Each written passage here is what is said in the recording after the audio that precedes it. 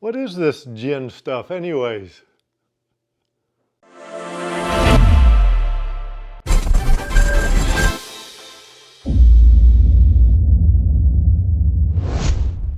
Hi guys, welcome back to Connoisseur Corner, part of the Feldy Network.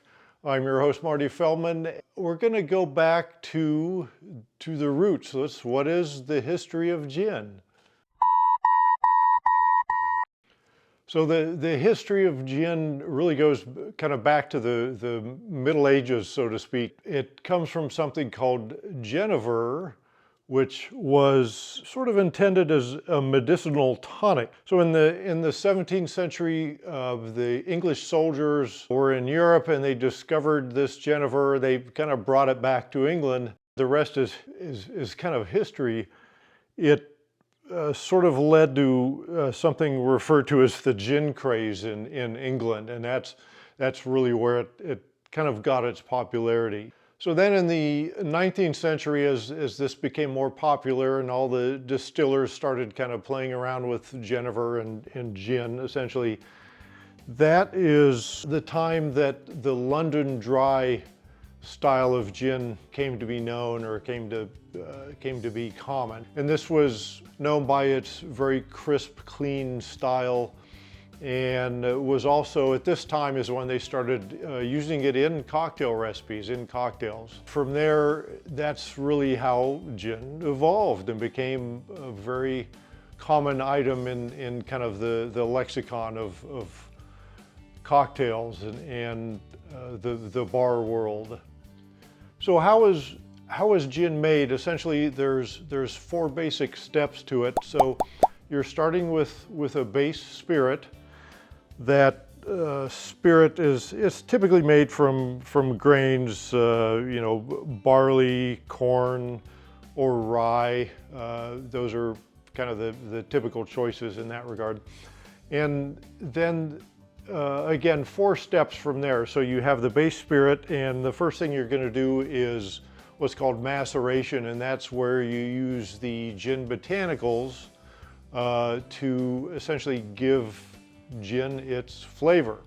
The steeping process can be just several hours, or it can go over several days. That's up to the distiller and sort of what they're trying to get to with their product. After the maceration is complete, then you go into the distillation process. So then they distill the spirit. You're cooking out the impurities and getting down to your base alcohol components. Once the distillation is complete, then you go into a blending process. So at that point you can blend some of the different distilled batches, and water is also involved at that point, so you're going to get it to that certain percentage of alcohol that you're looking for, and that all has to do with the character of the product you're trying to create here, essentially. The last step, once it's macerated, distilled, blended, then essentially you're going to bottle it, and you take that final spirit, you bottle it, and you're good to get. Then heck, you can drink it at that point, right? So when we talk about the maceration for gin in the common recipes of modern gin, London Dry gin, that type of thing, there are really five, a lot of people would say six basic botanicals, 5 or 6 basic ingredients. Of course, the primary botanical for gin is the juniper berry, and that gives it that kind of pine-like essence. That's common through all gins essentially, and can be used in greater degree depending on the flavor profile that the distiller is trying to really craft. The other primary botanicals would consist of coriander seed, which is kind of has a citrusy and spicy essence to it. Another one is angelica root, and that angelica root has kind of like earthy, woodsy kind of flavor components to it.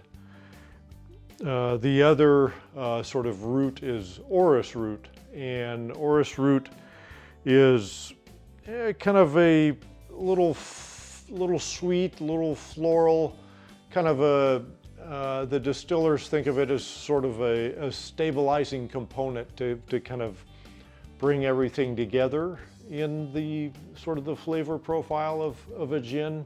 Another of those kind of base components in gin are citrus peel. So that's either going to be lemon or orange peel, or combination thereof, and of course in different quantities depending on what they're trying to get to here. And the sixth, some people would say this is maybe a secondary item, others say it's one of the main components of gin, and that's cardamom. If you look at sort of all the gin recipes, those are kind of the primary, the foundational elements of gin. So there you have it, folks, the history of gin, how gin is made, and what gin is made with. So thanks for joining. Hope you enjoyed this little episode of the Gin Diaries, episode number like 4,300 something, I don't know. And please, if you get a chance, hit that subscribe button. That's what kind of keeps the channel going. I appreciate you. Cheers, everybody.